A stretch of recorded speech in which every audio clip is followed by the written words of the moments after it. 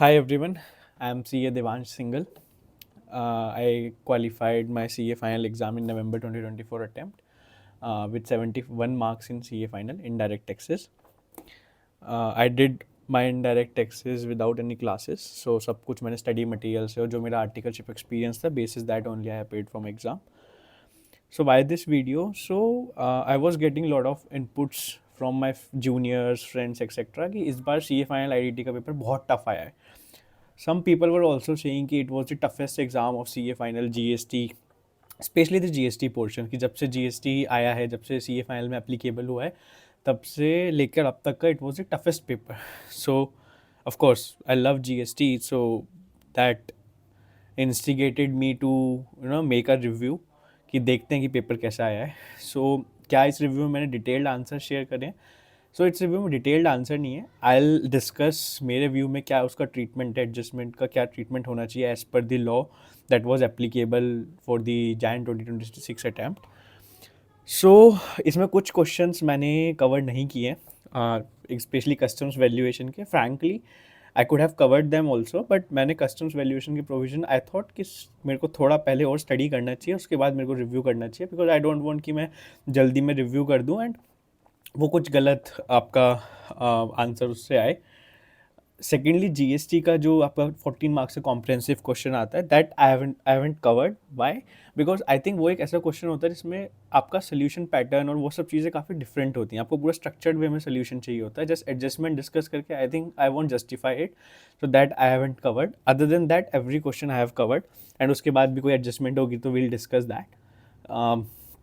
सो इसमें of course since it's a law, तो ऐसा नहीं हो सकता कि ICI का आंसर डिफरेंट है, आपका आंसर डिफरेंट है. I have tried to incorporate my interpretation in line with ICI, but अगर कहीं पे ऐसा होगा जहाँ पे मुझे लगा कि जो मेरी इंटरप्रिटेशन है that is different from the what interpretation is there in market, बाकी टीचर्स जो इंटरप्रिटेशन फॉलो कर रहे हैं, या ICI साइलेंट है उस पर. जैसे इसमें एक क्वेश्चन है with respect to section 56 which I felt ICI is quite silent on that. However teachers की जो मैंने अपने अटेम्प्ट में देखी थी, आई एम नॉट श्योर कि अभी if they have rectified it, but मेरे अटेम्प्ट में मैंने देखा था कि सेक्शन 56 जो इंटरेस्ट ऑन रिफंड वाला प्रोविजन है, उसकी इंटरप्रिटेशन काफ़ी टीचर्स और काफ़ी लोग गलत करते थे. एंड सिंस ICI साइलेंट था एंड मेरे टाइम तक there was no question on that aspect, so therefore ICI की इंटरप्रिटेशन का भी पता. So I'll cover that. What are my overall reviews? So no doubt, paper was conceptual paper, but will you call it tough?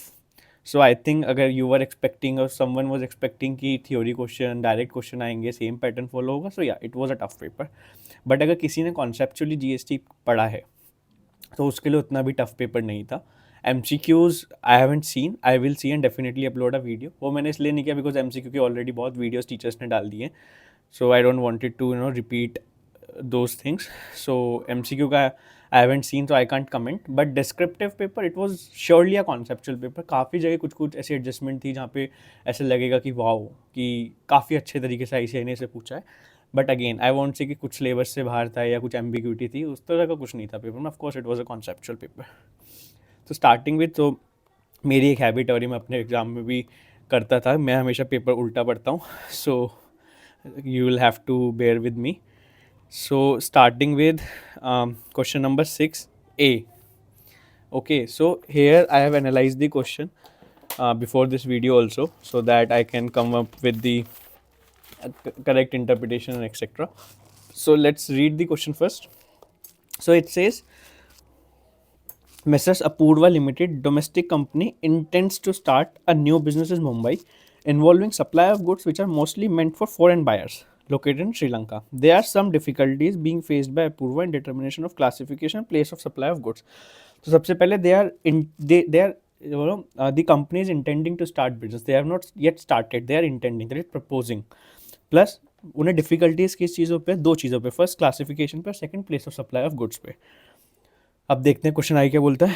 So Apoorva limited wants to seek advance ruling. अभी ना advance ruling चाहिए from the authority AAR के पास in respect of both the above issues. Okay, so classification के लिए भी advance ruling चाहिए, place of supply के लिए भी ना एडवांस रूलिंग चाहिए. हाउएवर उनके कुछ एप्रीहेंशंस हैं, कुछ कंसर्न्स हैं. क्या कंसर्न्स हैं? पहली concern that it can not seek advance ruling with respect to determination of place of supply of goods in the propose transaction. एक बार देख लेते हैं क्वेश्चन क्या बोल रहा है. As a GST consultant you are required to advise with reasons for advise. सबसे पहले उनकी कंसर्न है कि वो place of supply of goods के रिस्पेक्ट में प्रपोज ट्रांजेक्शन जो उनकी हो रही है उसमें place of supply of goods के रिस्पेक्ट में एडवांस रूलिंग नहीं ले सकते. तो इसका क्या आंसर होगा? सबसे पहले जो सेक्शन 95 क्लॉज ए है वो एडवांस रूलिंग को डिफाइन करता है और वो बोलता है एडवांस रूलिंग ली जा सकती है even for a propose transaction. तो प्रपोज ट्रांजेक्शन के लिए तो ली जा सकती है, no doubt about it. Now the question is whether place of supply के लिए ली जा सकती है या नहीं ली जा सकती. तो सेक्शन 97 सबसेक्शन 2 जो है हमारा, वो कुछ मैटर्स को लिस्ट डाउन करता है जिन जिन के रिस्पेक्ट में प्लेस ऑफ सप्लाई, जिन जिन के रिस्पेक्ट में आप एडवांस रूलिंग ले सकते हो. उस लिस्ट में first of all place of supply नहीं आता. सेकंड, जो हमारी डबल ए आर या ट्रिपल ए आर होती हैं, जो हमारी एडवांस रूलिंग अथॉरिटीज़ होती हैं, ये हमारी कॉन्स्टिट्यूटेड होती हैं under the state GST act. So if you refer to section 96, तो वो बोलता है कि जो अथॉरिटीज़ हैं that would be constituted under the SGST act. So since वो SGST एक्ट के अंदर कॉन्स्टिट्यूटेड होती है, उनकी जो ज्यूरिसडिक्शन होती है वो उसी स्टेट तक लिमिटेड होती है. On the other hand place of supply issue के बेसिस पे इंटर स्टेट इंट्रा स्टेट भी डिफाइन होता है. Inter state is beyond the jurisdiction of state. Okay, so that's why double A R triple A are कभी भी place of supply के respect में ruling नहीं दे सकते. सो that is the answer of first point. Second is the advance ruling can not be sought unless it is registered under, that is company saying कि वो advance ruling नहीं ले सकते unless अगर वो जीएसटी के अंदर रजिस्टर्ड है. तो अगेन सेक्शन 95 के अंदर 95 सबसेक्शन सी के अंदर आपका एप्लीकेंट डिफाइंड है, और एप्लीकेंट को उन्होंने डिफाइंड किया any registered person, a person desires of obtaining registration. So even if you are not registered but आपकी इंटेंट है, आपकी डिजायर है रजिस्टर्ड होने की, तो भी आप एडवांस रूलिंग ले सकते हो. और इस केस में लिखा ही है कि वो इंटेंट करते हैं अपनी ट्रांजेक्शन को, तो of course they will take registration. So since they are desires of obtaining registration they can also seek advance ruling, as simple as that. Then उनकी कंसर्न है if advance ruling is sought it has to seek advance ruling every financial year. So उनका concern ये है कि अगर उन्होंने एक बार advance ruling ले ली तो उन्हें बार बार एडवांस रूलिंग लेनी पड़ेगी. तो इसके रिस्पेक्ट में सेक्शन 103 इज देयर, जो कि बोलता है कि जो आपकी एडवांस रूलिंग होगी वो आपकी एप्लीकेंट के ऊपर बाइंडिंग होगी और आपकी ज्यूरिसडिक्शन अथॉरिटी के ऊपर बाइंडिंग होगी. एंड अनलेस एंड अनटिल कोई लॉ फैक्ट या सर्कमस्टेंसेज में चेंज हो वो बाइंडिंग रहेगी. तो हर साल आपको, हर फाइनेंशियल ईयर में आपको वो लेने की ज़रूरत नहीं है unless and until there is a change in law और फैक्ट्स और सर्कमस्टेंसेज. उसके बाद उनका क्वेश्चन है whether the ruling given by AR of one state shall be applicable in other states और यूटीज. सो इसका आंसर दो सेक्शंस के रेफरेंस में दे सकते हैं. सबसे पहले हम बोलेंगे सेक्शन 96 के अंदर जो हमारी एडवांस रूलिंग अथॉरिटी होती है वो स्टेट जीएसटी एक्ट के अंदर रजिस्टर्ड होती है, इनकॉर्पोरेटेड होती है. दैट्स वाई उसकी दूसरी स्टेट के ऊपर कोई बाइंडिंग वैल्यू नहीं होती. सेकंड 103 जैसे अभी हमने बोला कि वो सिर्फ बाइंडिंग होती है एप्लीकेंट के ऊपर जिसने एडवांस रूलिंग मांगी है. सेकंड जी ज्यूरिसडिक्शन अथॉरिटी के ऊपर, किसी और स्टेट के ऊपर, किसी और टैक्सेबल पर्सन के केस में वो एप्लीकेबल नहीं होगी. Fifth, whether the appeal lies to triple A R against the order of double A R. Yes, double A R के बाद आप ट्रिपल ए आर के पास अपील कर सकते हो. Whether order by the triple A R is final and can not be further appealed. तो इसके answer मैं आपको दो वे में दूंगा. फर्स्ट एग्जाम पर्सपेक्टिव से क्या है, second practical. So exam perspective से येस, डबल ए आर की अपील ट्रिपल ए आर के अगेंस्ट हो सकती है. And then triple A R का जो ऑर्डर होता है that is binding. So GST act के अंदर कोई भी मैकेनिज्म नहीं है जिससे आप ट्रिपल ए आर को फर्दर चैलेंज कर सको. So that is binding. Now coming to practical aspect, yes appeal का कोई प्रोविजन नहीं है, बट अगर आपको लगता है ये गलत है, फंडामेंटल राइट्स ब्रीच करती है, प्रिंसिपल ऑफ नेचुरल जस्टिस वगैरह वायलेट हुआ, तो you can file a writ petition before high court, but that is not relevant for exam. For exam yes triple A R is binding. Triple A R के बाद कोई appeal mechanism नहीं है GST act के अंदर. So this was your question number 6 का. It was a quite simple question. अगर आपने एडवांस रूलिंग पढ़ी है तो डायरेक्ट क्वेश्चन इसे आप बोल सकते हो. इसमें कुछ भी ऐसा नहीं था कि बहुत एनालिटिकल या कुछ उस तरीके से. ऑफकोर्स एक प्लेस ऑफ सप्लाई की रीजनिंग आपको देनी होगी, फर्स्ट की लिस्ट में मेंशन नहीं है. सेकंड एक एप्ट रीजनिंग ये भी होगी बिकॉज लिस्ट में they are certain item, for example with respect determination of tax liability. अगर आपको टैक्स लायबिलिटी डिटरमाइन करनी है तो you will have to determine whether inter है इंट्रा है, और to determine that you will have to determine place of supply. So even though directly covered नहीं है but there can be a dispute की indirectly covered है. So one reason आपको ये देना है कि वहाँ कवर्ड नहीं है. सेकंड कि since it's state it's incorporated under state GST act, therefore उसकी ज्यूरिसडिक्शन ही नहीं है कि वो प्लेस ऑफ सप्लाई पे कुछ रूलिंग दे सके. Then second question direct question है आपका. इस सेक्शन 145(1) वो बताता है कौन कौन से डीम डॉक्यूमेंट्स आपके मान लिए जाएंगे और क्या उनकी एडमिसिबिलिटी प्रोसीडिंग में. So I don't think so there is a need to discuss that. Then section 130 आपका कॉन्फिस्केशन का है. इसमें आपसे सिर्फ इतना पूछा है, briefly discuss the manner of release of goods. तो गुड्स आपके कॉन्फिस्केट हो गए हैं 130 के अंदर, आपको गुड्स रिलीज कराने, तो वो रिलीज कैसे करेंगे. तो ये भी डायरेक्ट क्वेश्चन है. I don't think so there is a need, but still उसमें वो लिखता है कि आपको फाइन देना होगा which shall not be more than the market value of goods minus tax on such goods. ठीक है. प्लस फिर वो बोलता है जब आपका फाइन प्लस पेनल्टी होगा that should be at least equal to 100% of tax payable, यानी मोर देन इक्वल टू होना चाहिए.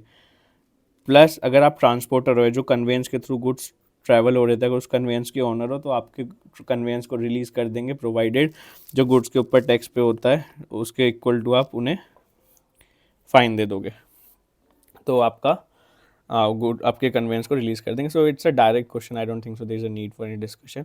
फाइन पेनल्टी वाला आपको, अगर आपको याद था तो यू कुड आप आंसर्ड इट. ये वाला question I would say it's not a tough one, but it's something जो जनरली नहीं पूछा जाता, जनरली बच्चे भी नहीं पढ़ते हैं. फॉर एग्जाम्पल मैंने भी नहीं पढ़ा था अपने टाइम में. आई जस्ट मैंने जस्ट एक बार रीड किया था, दैट्स इट. सो हाँ, अगर मैं एग्जाम दे रहा होता I would have chosen this question rather than first वाला. एंड इट्स ईजी, मतलब इसमें इतना कुछ भी कोई अमाउंट भी याद नहीं रखनी थी आपके, that's not difficult. Then quality control orders regulatory आपके होते हैं. तो ओके, तो इसमें इन्होंने बोला है कि एडवांस ऑथराइजेशन के केस में without complying with the specific standard of QCO आप इंपोर्ट कर सकते हो. What are the condition. So direct theory question है, डायरेक्ट थ्योरी क्वेश्चन है आपका कस्टम से, FTP से. सो इसमें जैसे 4 कंडीशन होती थी. First condition pre import condition satisfy होनी चाहिए. Second, exemption must be endorsed. Second, third होती DFIA के इम्पोर्ट्स में नहीं मिलेगा, है ना, सिर्फ फिजिकल एक्सपोर्ट्स के लिए मिलेगा. तो these were some condition. Direct theory question है, इट वाजंट टफ अगर आपने पढ़ा. प्लस ये कुछ रिसेंट टाइम में ही आया है. As far as I remember it was first applicable for November 24 attempt. मेरे अटैम्प्ट में लेटेस्ट अमेंडमेंट था. तो डायरेक्ट थ्योरी क्वेश्चन था, अगर आपने पढ़ा था तो इसे भी आंसर कर सकते हो. नथिंग टफ इन इट और nothing conceptual in it. Now coming to next question, so that is question number 5. So let's start with question number 5. Question number 5 is also from penalty. So I can understand कि sometimes ये generally बच्चे penalty छोड़ के जाते हैं, but इतना भी नहीं था. I think it was in discussions, recent amendments थी इसमें, not for your attempt, but आपसे attempt से कुछ पहले ही इसमें amendments थी. So I think nothing conceptual, but हाँ आपको penalty पता होनी चाहिए थी. तो जैसे इसमें बोलते हैं mister Dinesh an unregistered person है. ठीक है, एक अनरजिस्टर्ड पर्सन है, got it. Then selling its products, तो ये गुड्स में डील करते हैं through a buy card ECO. अच्छा, ECO गुड्स का केस है, तो ऐसे आपको रियलाइज होना चाहिए ECO गुड्स का केस है, अनरजिस्टर्ड पर्सन है. हाँ, कर सकता है प्रोवाइडेड जो आपकी थ्रेशोल्ड एग्जाम्पशन की वो क्रॉस ना हो, प्लस वो इंटरेस्ट रेट अप्लाई ना करे, plus various conditions were there जो आपको as an unregistered person satisfy करनी थी, plus certain conditions were there जो ECO को सेटिस्फाई करनी थी. अगर आप नहीं कंप्लाई करते हो तो पेनल्टी होगी. वो सब चीज़ें उसमें होती हैं. फिर बोलता है on the basis of inspection of GST authority mister Dinesh की इंस्पेक्शन हुई. प्रॉपर ऑफिसर GST ने देखा कि उन्होंने इंटरेस्ट रेट सप्लाई करी है 12 लाख की, इंटरेस्ट रेट करी है 3 लाख की. अब ये तो नहीं कर सकते थे वो, तो ये तो यहाँ उन्होंने वायलेशन कर दिया. अच्छा, आगे देखते हैं क्या बोलता है. प्रॉपर ऑफिसर इशूड सम्मन. अच्छा, मिस्टर रवि जो कि CFO हैं ECO के, उन्हें सम्मन किया गया to appear before him. However Ravi नहीं आए. अच्छा, ठीक है. उसके बाद बोलता है GST रेट एप्लीकेबल उन गुड्स के ऊपर ये था, तो आपको वैल्यू दे रखी है, GST रेट दे रखा है. नाउ वो बोलते हैं determine the total amount of penalty if any which may be levied on buy card, that is ECO पे क्या पेनल्टी लग सकती है, अनरजिस्टर्ड पर्सन पे क्या लग सकती है, और सिंस मिस्टर रवि जो CFO थे उन्होंने सम्मन में अपीयर नहीं किया तो उनके ऊपर क्या पेनल्टी लग सकती है. उसके बाद वो बोलता है also enumerate while imposing penalty for which of the applicable penalty proper officer should. तो 126 जनरल डिसिप्लिन ऑफ पेनल्टी की बात करता है, वो किस किस के ऊपर लगेगा. सबसे पहले अगर हम बात करें, लेट्स सपोज हम बात करें मिस्टर दिनेश की.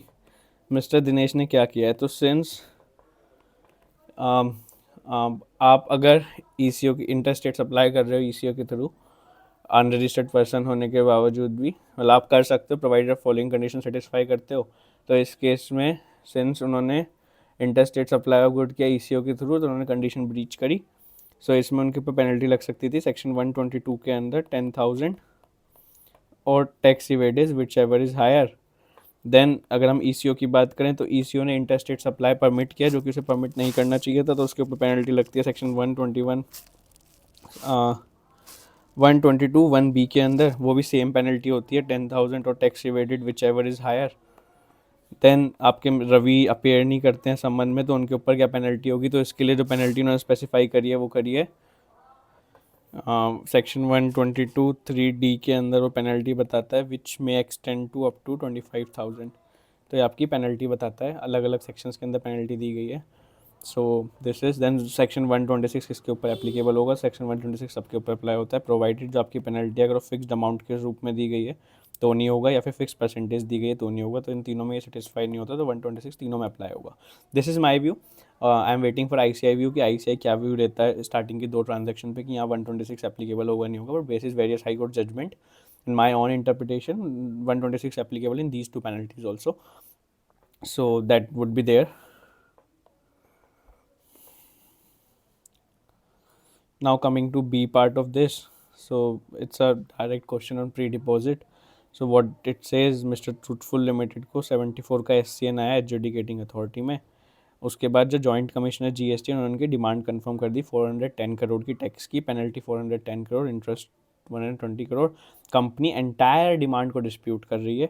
The company wants to know along with necessary explanation. तो सबसे पहला पूछता है कि उन्हें फर्स्ट अपील में कितना प्री डिपॉजिट पे करना होगा। तो यहाँ पे सेक्शन 10 सबसेक्शन 7(6) आता है, वो बोलता है अगर आप पूरा अमाउंट डिस्प्यूट कर रहे हो या फिर जितना पार्ट आप डिस्प्यूट कर रहे हो, जो टैक्स का 10% होगा that would be your pre deposit subject to a maximum of. सो जब इसे हम रीड करेंगे विथ सेक्शन 20 ऑफ IGST, तो वहाँ पे इसका इंटरप्रिटेशन आएगा 10% ऑफ टैक्स और 40 crore which ever is lower. So in this case अगर 10 करोड़ ऑफ टैक्स में करूँगा तो 410 करोड़ का 10% होता है 21 CR और 40 CR which ever is lower, so 40 CR would be my answer. Then assuming appellate authority also confirm the adjudication order, appellate authority ने negative order दे दिया, तो एपिलेट ट्राइब्यूनल में जाने के लिए मैं क्या प्री डिपॉजिट पे करूँगा। तो यहाँ पे मेरा 112 का सेक्शन 112 सेक्शन 112 सबसेक्शन 8 के अंदर बोलता है सेम चीज़, वो बोलता है आप उसमें बोलता है एडिशनली। तो जब आपने 107 सबसेक्शन 6 में पे किया उसके एडिशन में वो बोलता है 10% ऑफ टैक्स जो आपका डिस्प्यूट में और 40 करोड़, ये भी सेक्शन 20 ऑफ IGST एक्ट से आता है विच एवर इज़ लोअर। तो अगेन जो मेरा डिस्प्यूट में वो 410 करोड़ है, तो 41 करोड़ और 40 करोड़ दोनों में से जो लोअर है दैट इज़ 40 करोड़, तो मेरा 40 करोड़ का डिपॉजिट एपिलेट ट्राइब्यूनल के पास भी जाएगा। अच्छा, और जो सेक्शन 20 ऑफ IGST एक्ट है वो बोलता है 40 करोड़ मैक्सिमम है for each level. So appellate के लिए maximum 40 crore and appellate tribunal के लिए 40 करोड़, दोनों का मिला के 40 करोड़ फॉर ईच लेवल। तो दैट्स वाई 40 करोड़ हमारा फर्स्ट एपिलेट अथॉरिटी के पास जाएगा, 40 करोड़ ट्राइब्यूनल के पास जाएगा प्री डिपॉजिट। देन वो बोलते हैं कि कुछ ऐसी कंडीशंस बताओ जहाँ पे ट्राइब्यूनल रिफ्यूज़ कर सकती है टू हियर दी अपील। सो वो कंडीशंस 3 कंडीशन उन्होंने लॉ में बताई है कि जहाँ पे आपका टैक्स या जो भी ITC इन्वॉल्व है, या difference in tax and ITC involve, या फिर जो आपका फ़ाइन पेनल्टी या कोई भी फीस जो डिस्प्यूट में है बेसिकली, उनमें से कुछ भी अगर जो है आपका डज नॉट एक्सीड 50,000 है, मतलब अगर up to less than equal to 50,000 है, तो ट्राइब्यूनल चाहे तो एडमिट करने से मना कर सकती है। It was the direct question. Then अगर एपिलेट ट्राइब्यूनल, अगला क्वेश्चन बोलते हैं कि एपिलेट ट्राइब्यूनल में अगर वो फेल हो जाते हैं, मतलब एपिलेट ट्राइब्यूनल के ऑर्डर के बाद अनसक्सेसफुल होते हैं, तो कहाँ जा सकते हैं। तो वो 117 के अंदर हाई कोर्ट के पास जा सकते हैं और 118 के पास सुप्रीम कोर्ट के पास जा सकते हैं अगर हाई कोर्ट से भी फेल हो जाते हैं तो। So it was a clear question on appellate tribunal. I don't think so इसमें कुछ एनालिटिकल था। Then next question is what is procedure for disposal of goods imported from इतना which are not clear. So अगर आपने goods करते हैं, आप import करते हो, विद इन 30 डेज़ के अंदर आप ना ही उन्हें क्लियर करते हो होम कंजम्पशन के लिए, ना ही वेयर हाउस में कराते हो, तो उसमें किस तरीके से प्रोसीजर डिस्पोजल करना होता है। तो ये डायरेक्ट क्वेश्चन है कस्टम्स का, तो सेक्शन 48 यहाँ पे एप्लीकेबल होता है, प्लस आपका एक सर्कुलर है CBIC का सर्कुलर 49/2018, इन दोनों को साथ में पढ़ते हैं तो उससे क्लियर हो जाता है कि क्या आपका प्रोसीजर। डायरेक्ट क्वेश्चन है, so I don't think so there is a need for discussion. Question number 5 is complete. Now coming to question number 4. So question number 4. Now this is the question, a very good question I would say. Why very good? Because it involves, a very minute interpretation of the provisions. That's why मैं 56 का bear provision भी आपको दिखाऊंगा। और इसमें क्या करते हैं, इसमें एक हम यहाँ पे साइड में एक टाइमलाइन ड्रॉ करते हैं और साथ साथ में इस क्वेश्चन को करेंगे। तो सबसे पहले हम देख लेते हैं 56 बोलता क्या है, ठीक है। 56 का मैं एनालिसिस यहाँ पे डाल देता हूँ। सबसे पहले 56 हम देख लेते हैं 56 बोलता क्या है। सो सॉरी या 56 बोलता क्या है और 56 क्या बोलता है उसके अकॉर्डिंगली मैं एक टाइमलाइन से आप लोगों को समझाता हूँ, ठीक है। और यहाँ पे जो मेरा व्यू है वो मेरे को याद है जो मेरे नवंबर 24 के अटैम्प्ट में था, काफ़ी टीचर्स का इस पर अलग व्यू था एंड उन्होंने मेरा वाला व्यू कभी डिस्कस भी नहीं किया। सो आई डोंट नो कि उनका ये वाला व्यू क्यों नहीं है।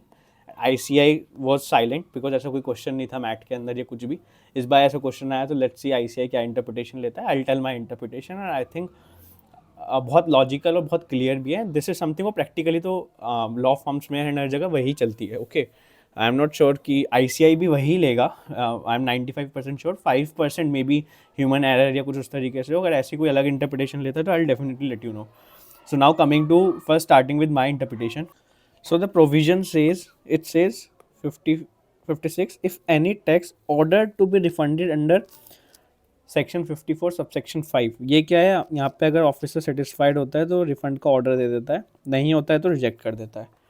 To any applicant is not refunded, so आपका 54(5) का रिफंड एक्सेप्टेंस ऑर्डर आ गया है बट आपको रिफंड नहीं किया है, कब तक? Within 60 days from the date of receipt of application under subsection 1 of that section, ठीक है। तो 54(1) के अंदर जो आपने एप्लीकेशन फाइल करी थी उस एप्लीकेशन के विद इन 60 days के अंदर आपको रिफंड नहीं मिला है, then interest at the rate not exceeding 6% as may be specified in the notification में 6% स्पेसिफाइड है, shall be payable in respect of such refund. तो आपको उस रिफंड में इंटरेस्ट मिलेगा from the delay beyond 60 days, that is 61st day से आपको interest मिलेगा from the date of receipt of application till the date of refund of such tax, ठीक है। एक टाइमलाइन रोके से समझते हैं क्या बोलना चाह रहा है। तो ये मेरा फर्स्ट डे है, यहाँ मैंने 54(1) के अंदर रिफंड एप्लीकेशन फाइल करी, ठीक है। नाउ लेट्स सपोज यहाँ पे 30th डे पे मेरा रिफंड ऑर्डर आ गया, ठीक है। 60 days मेरे यहाँ पे ख़त्म हो गए। मेरे को जो एक्चुअल में बैंक में रिफंड आया that is on 70 days, 70th day पे आया refund credited, okay. Now provision क्या बोलता है? प्रोविजन बोलता है if any tax order to be refunded under 54(5), 54(5) का क्या ऑर्डर आ चुका है? हाँ, 54(5) का ये वाला ऑर्डर आ चुका है। एक कंडीशन सेटिस्फाई। अब आगे क्या बोलता है? Is not refunded within 60 days from the date of receipt of application. तो मेरे को रिफंड कब हुआ है? 70th डे पे। तो ये बोल रहा है विद इन 60 days हुआ है, नहीं हुआ है, ठीक है, एप्लीकेबल है within 60 days from the date of receipt of application. यहाँ से यहाँ तक रिफंड मेरे को नहीं मिला है, यानी कंडीशन ट्रिगर हो रही है। तो ये बोलता है कि अब मेरे को इंटरेस्ट दिया जाएगा। कहाँ से इंटरेस्ट दिया जाएगा? 61st डे से दिया जाएगा टिल 70th डे, यानी 10 दिन का मेरे को इंटरेस्ट दिया जाएगा, ठीक है। दिस इज द केस जहाँ 54(5) का ऑर्डर 30th डे पे आ गया था। एक दूसरा केस ये हो सकता है, लेट्स सपोज मैंने यहाँ पे फर्स्ट डे पे 54(1) की रिफंड एप्लीकेशन फाइल करी, यहाँ मेरे 60 days हो गए, नो ऑर्डर अभी तक, ना रिजेक्शन का ऑर्डर आया नहीं एक्सेप्टेंस का ऑर्डर आया। यहाँ पे 80th डे पे मेरा 54(5) का रिफंड एक्सेप्टेंस ऑर्डर आ गया, ठीक है, बट मेरे को रिफंड जाके मिला 90th डे पे। यहाँ पे रिफंड मेरा क्रेडिट हुआ, ठीक है। अब प्रोविजन दोबारा पढ़ते हैं। ये बोलता है if any tax order to be refunded under 54(5), 54(5) का ऑर्डर है 54(5) का ऑर्डर, ठीक है। उसके बाद to any applicant is not refunded within 60 days from the date of receipt of application. क्या विद इन 60 days के अंदर मेरा रिफंड आ गया था? नहीं आया था, यानी दूसरी कंडीशन भी सेटिस्फाई होती है। Then interest at the rate of 6% shall be payable from 61st day till the date of refund, यानी यहाँ पे 30 days का मेरे को रिफंड इंटरेस्ट मिल जाएगा, ठीक है। This is the interpretation of 54(5). Proviso को हम एक बार अभी इग्नोर कर देते हैं क्योंकि जनरली जो फैकल्टीज़ हैं या जो काफ़ी लोग भी हैं वो प्रोवाइजो को लगाते हैं। इस प्रोवाइजो को मैं बताता हूँ किस केस में लगाते हैं। पहले हम एक्सप्लेनेशन पढ़ते हैं, ठीक है। एक्सप्लेनेशन बोलता है for the purposes of this section, इस सेक्शन के लिए, where any order of refund is made by an appellate authority, appellate tribunal और any court against an order of the proper officer 54(5), the order pass by appellate authority, appellate tribunal by the court shall be deemed to be the order pass in the subsection 5। इसमें हम देखते हैं कि discuss क्या हो रहा है। सो यहाँ पे बोलना क्या चाहता है? यहाँ पे बोलना चाहता है, सिंपल सी बात ही बोल रहे हैं और आई डोंट नो क्यों इसे लोग नहीं समझ रहे हैं। मे बी शायद एक्सप्लेनेशन को ढंग से नहीं पढ़ रहे हैं। वो बोलता है यहाँ पे फर्स्ट डे पे आपने 54(1) की एप्लीकेशन फाइल कर दिया आपने एप्लीकेशन फाइल। अब लेट सपोज 45th डे पे 54(5) में ऑफिसर ने रिफंड रिजेक्ट कर दिया। यहाँ पे 68th डे पे आपने अपील फाइल करी अपीलेट अथॉरिटी के पास। लेट सपोज 120th डे पे अपीलेट अथॉरिटी ने बोल दिया नहीं आपका रिफंड तो बनता है, आपके रिफंड रिजेक्शन गलत हुआ था और हम आपको रिफंड अलाउ कर रहे हैं। तो अब यहाँ पे क्या सिनेरियो आ सकता था, यहाँ पे ये केस आता, अब एसएससी जब इंटरेस्ट मांगता है तो डिपार्टमेंट बोलता है कि यार ये जो अपीलेट का ऑर्डर है ये तो 107 का ऑर्डर है ना, अपीलेट अथॉरिटी का जो ऑर्डर है, दिस इज़ नॉट 54(5) का ऑर्डर, सो हम आपको इंटरेस्ट नहीं देंगे, राइट। अब टेक्निकली अगर देखो तो यार मेरा रिजेक्शन तो गलत हुआ ना 45th डे पे, और जब अपीलेट अथॉरिटी एक्चुअल में बोल रही है कि आपका रिफंड बनता था, तो यानी प्रॉपर ऑफिसर ने यहाँ पे गलत रिजेक्ट किया, तो आपकी गलती की वजह से मैं अपना इंटरेस्ट फोरगो क्यों करूँ। तो इस चीज़ को कंसिडर करते हुए लॉ में एक्सप्लेनेशन गवर्नमेंट ने डाला, गवर्नमेंट ने बोला कि जो ये अपीलेट अथॉरिटी का ऑर्डर है हम इसे भी मान लेंगे 54(5) का order. This is what it's saying explanation for the purpose of this section where any order of refund is made by appellate authority against an order of the proper officer under 54(5). 54(5) का rejection order के against उनका order गया है, the order passed by appellate authority shall be deemed to be an order passed under subsection 5। तो इन्होंने dimming fiction लगाया, उन्होंने बोला हम इसे 54(5) का ऑर्डर मान लेंगे। अब जब इसे इन्होंने 54(5) का ऑर्डर मान लिया, हम दोबारा से 56(1) को पढ़ते हैं। वो बोलता है any tax order to be refunded is 54(5). 54(5) के अंदर रिफंड ऑर्डर आ गया है, एंड बाय डीमिंग फिक्शन हमने इस वाले ऑर्डर को 54(5) का ऑर्डर माना है, तो यानी 54(5) का ऑर्डर यहाँ पे आ गया है बाय डीमिंग फिक्शन, ठीक है। सेकेंड कंडीशन कि is not refunded within 60 days from the date of receipt of application. मेरी एप्लीकेशन कहाँ थी, मेरी एप्लीकेशन यहाँ थी, और मान लो यहाँ 120 डे पे ऑर्डर आया, मेरे को रिफंड मिला 148 डे पे, मेरे को एक्चुअल में रिफंड आपने 148 डे पे दिया है, तो यहाँ 61st डे से लेके टिल 140 डेज तक मेरे को इंटरेस्ट मिलेगा, ठीक है। अब यहाँ पे बाकी फैकल्टीज़ की इंटरप्रिटेशन क्या है, वो इस प्रोवाइजो को पढ़ते हैं। वो बोलते हैं जहाँ पे आपका रिफंड रिजेक्ट हो गया था एंड आप अपीलेट अथॉरिटी के पास गए, अपीलेट अथॉरिटी का रिफंड ऑर्डर आया, वो वाला केस इस प्रोवाइजो में कवर होगा, एंड देयरफॉर ऑर्डर के बाद आपको एक एप्लीकेशन डालनी होगी, उस एप्लीकेशन के अंदर विद इन 60 डेज के अंदर नहीं आया तो आपको इंटरेस्ट मिलेगा, अदरवाइज नहीं मिलेगा। That is the interpretation most of the faculties adopted, and that is a completely wrong, completely absurd interpretation, because it says proviso, where proviso would be applicable, it says provided where any claim of refund arises from an order passed by adjudicating appellate tribunal which has attained finality and the same is not refunded within date of receipt of application filed consequent of such। मतलब मेरा point सिर्फ इतना है, ये proviso तभी लगेगा जब मेरा claim of refund he arise हुआ है because of the order.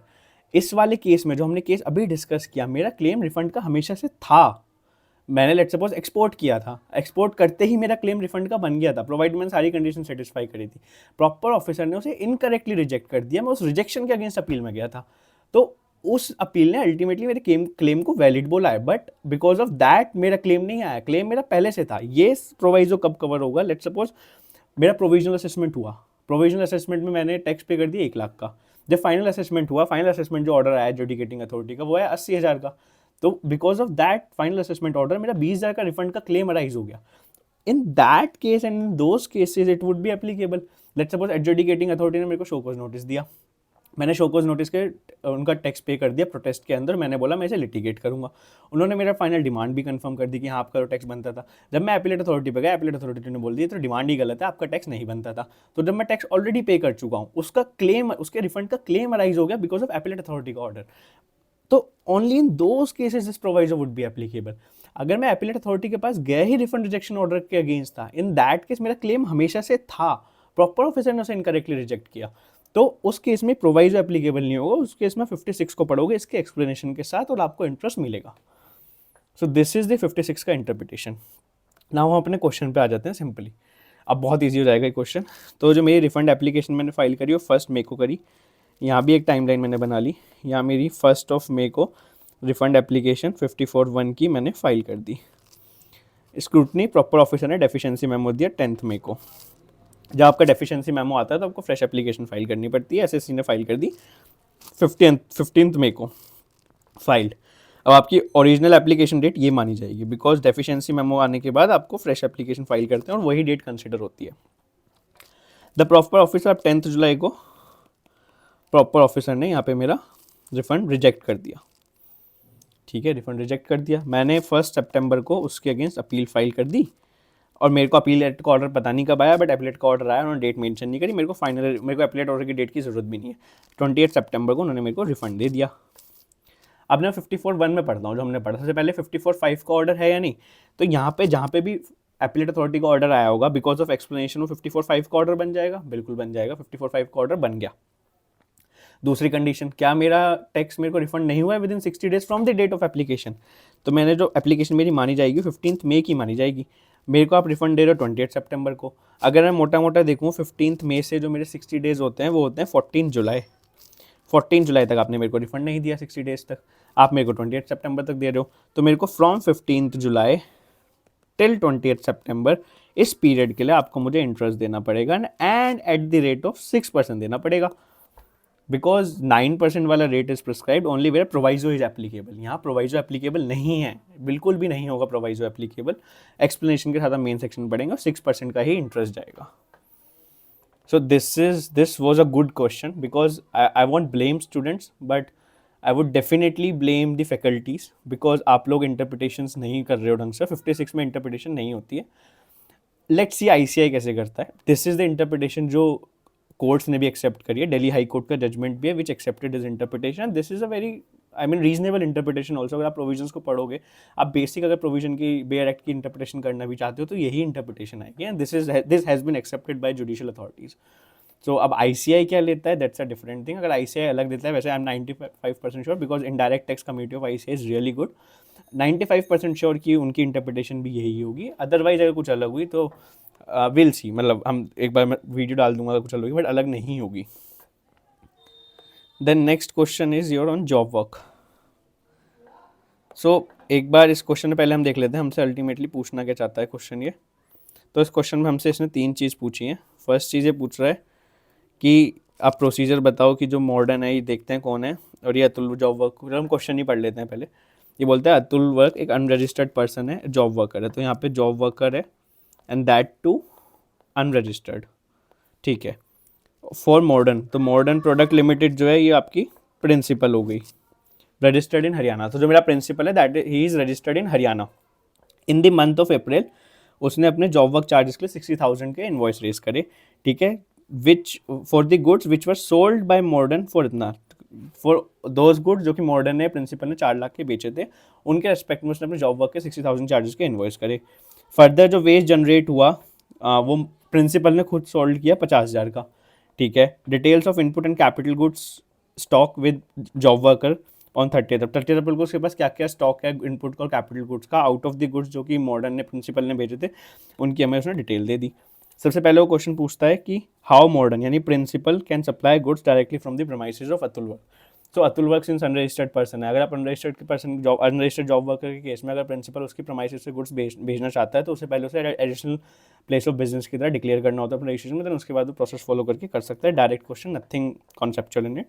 Then वो बोलता है determine the value declared by, कि GSTR 1 में जो आपका प्रिंसिपल है मॉडर्न प्रोडक्ट वो कितनी वैल्यू डिक्लेयर करेगा। तो सबसे पहले तो ये 4 लाख की जो वैल्यू है ये तो उसकी सेल है ही है, तो 4 लाख, ठीक है, प्लस 50,000 का वेस्ट सोल्ड किया है। तो प्रोविजन बोलते हैं कि जैसे नॉर्मल तरीके से नॉर्मल गुड से प्रोविजन लगते हैं, वेस्ट पे भी सेम तरीके से प्रोविजन लेंगे, तो 50,000 की सेल भी उसकी हो जाएगी। प्लस अब इसमें प्रोविजन होता है कि आपको जो गुड्स हैं, जो इनपुट्स हैं, इनपुट्स आपने जो जॉब वर्कर को दिए हैं वो आपको विद इन 1 ईयर वापस लाने होते हैं। कैपिटल गुड्स आपको विद इन 3 ईयर वापस लाने होते हैं। इनपुट्स के केस में आपको 1 ईयर का एक्सटेंशन मिल सकता है अगर कमिश्नर अलाउ करे। कैपिटल गुड्स के केस में 2 ईयर्स का आपको एक्सटेंशन मिल सकता है अगर कमिश्नर अलाउ करे। 1 ईयर और ये 2 ईयर 3 ईयर लिमिट्स कहाँ से देखते हैं, तो लिमिट्स हम देखते हैं डेट, जिस दिन आप date of send of goods, sending of goods, तो जिस दिन प्रिंसिपल ने आपके गुड्स भेजे हैं उस दिन की डेट देखी जाती है, ना कि जॉब वर्क को कब रिसीव हुए, ना कि उसकी।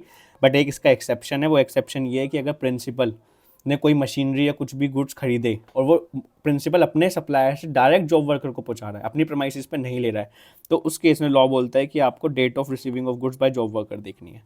तो और अगर ये कंडीशन इन टाइम लिमिट्स के अंदर आप गुड्स वापस नहीं लाते हो, चाहे इनपुट है कैपिटल गुड्स, तो वो गुड्स आपकी सप्लाई मान ली जाएगी। सप्लाई कौन सी डेट की मानी जाएगी, जिस दिन आपने इनिशियली गुड्स भेजे थे उस दिन की वो सप्लाई मान ली जाएगी। अब लेकिन वो पहले पीरियड की सप्लाई मानी जाएगी, बट आप GSTR 1 को कभी अमेंड नहीं कर सकते। तो आपका जो करंट पीरियड है जहाँ पे सेटिस्फेक्शन हुआ है कंडीशन का, आप उस करंट मंथ की GSTR 1 में उसे डिस्क्लोज करोगे। तो इस बेसिस पे देखते हैं। तो ये बोलता है machine send by manufacture directly to Atul job worker, तो जो ऑन बिहाफ ऑफ मॉडर्न, तो जो प्रिंसिपल का सप्लायर था उसने डायरेक्टली जॉब वर्कर को भेज दिए। तो और ये मशीनरी है, कैपिटल गुड्स है, तो कैपिटल गुड्स के केस में 3 ईयर्स की टाइम लिमिट लगेगी। 3 ईयर्स आप कहाँ से देखोगे? इस वाले केस में since good directly job worker को भेजें, आप डेट ऑफ रिसीविंग देखोगे। तो जॉब वर्कर ने रिसीव करें 2 मई को, इससे अगर आप 3 ईयर्स लगाते हो तो आता है 1 मई 2025। हम देख रहे हैं 30 अप्रैल 25 तक का, तो देयरफॉर ये वैल्यू ऑफ सप्लाई में इंक्लूड नहीं होगा, बिकॉज एक दिन अभी भी बचा है। ठीक है, डाइज एंड टूल्स प्लस ये जो मैंने 1-3 ईयर्स वाली टाइम लिमिट बताई, ये डाइज, टूल्स, मोल्ड्स इन सब पे नहीं लगती है। सो देयरफॉर आपने कितने भी टाइम से रखे हो ये भी आपकी सप्लाई के वैल्यू में नहीं आएंगे। उसके बाद प्रिंसिपल ने इनपुट्स भेजे थे 27 अप्रैल को, तो इनपुट्स भेजे थे 1 साल की टाइम लिमिट प्लस जिस दिन भेजे थे उस दिन से, तो किस दिन भेजे थे उसने? 27 अप्रैल को।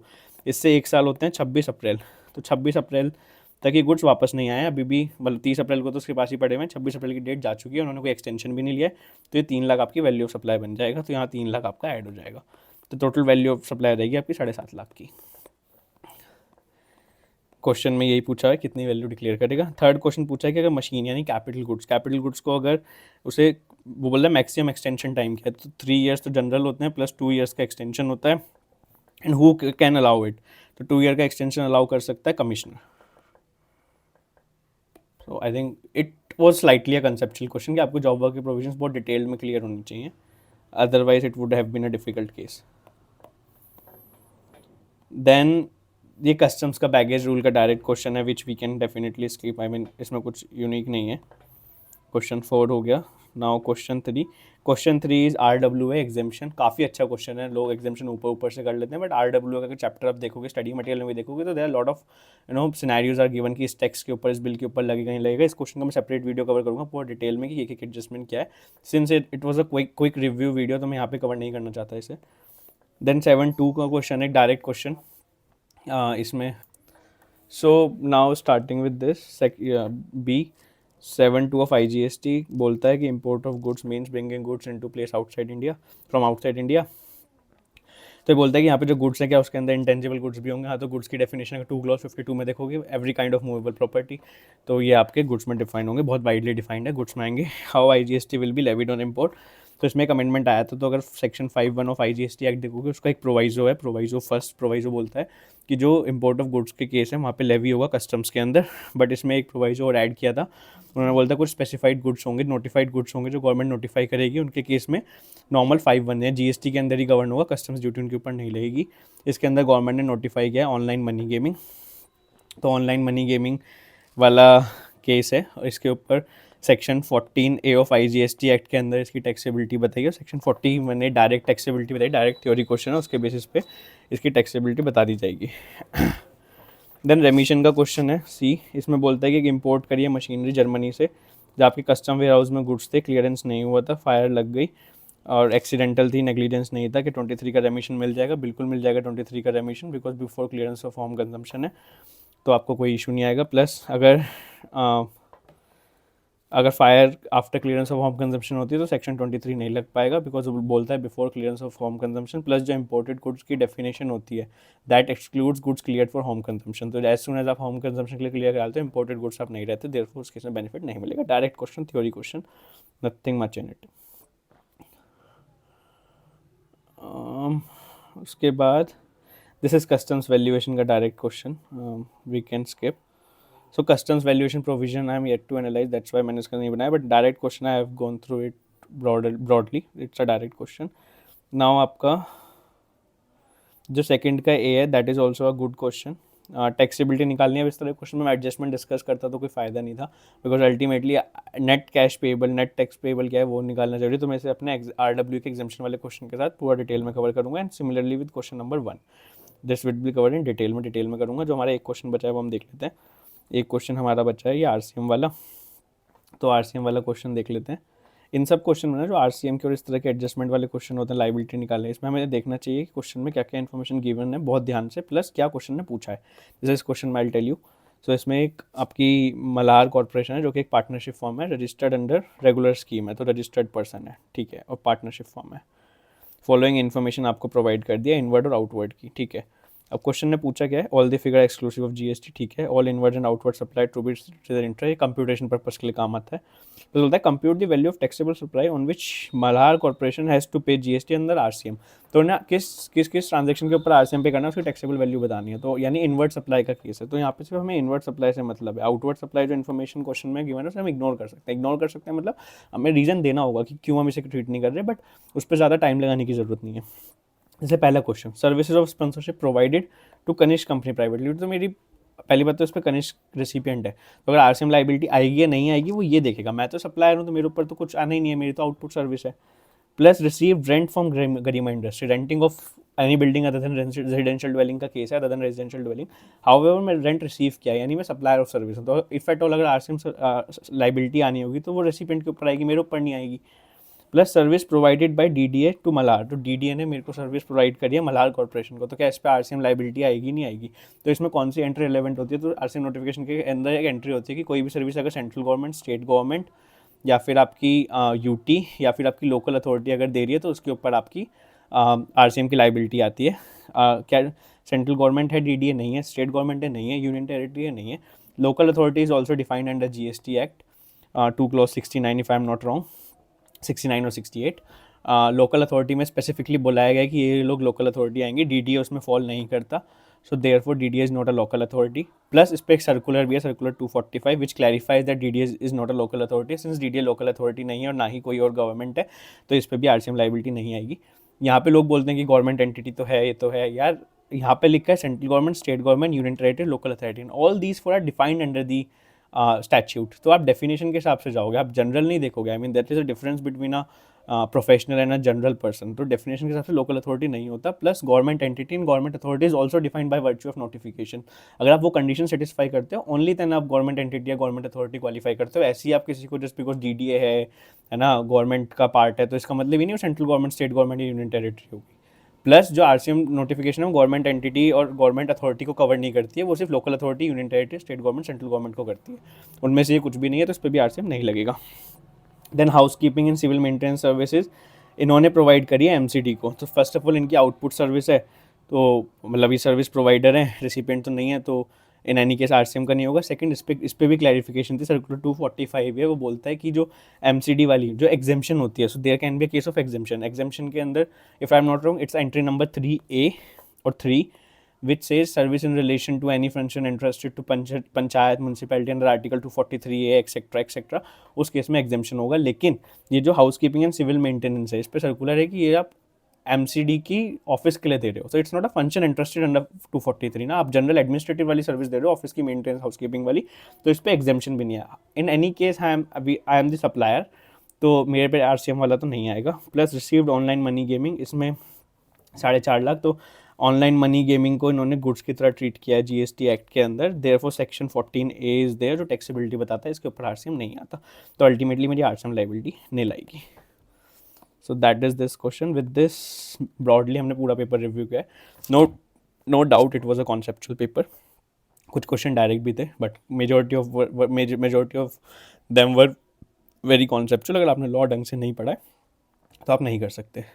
So that also gives an indication कि फिर फ्यूचर अटेम्प्ट्स ऑनवर्ड्स आपको कॉन्सेप्चुअली पढ़ना शुरू करना चाहिए इंस्टेड ऑफ शॉर्ट नोट्स और उस तरीके की चीज़ें।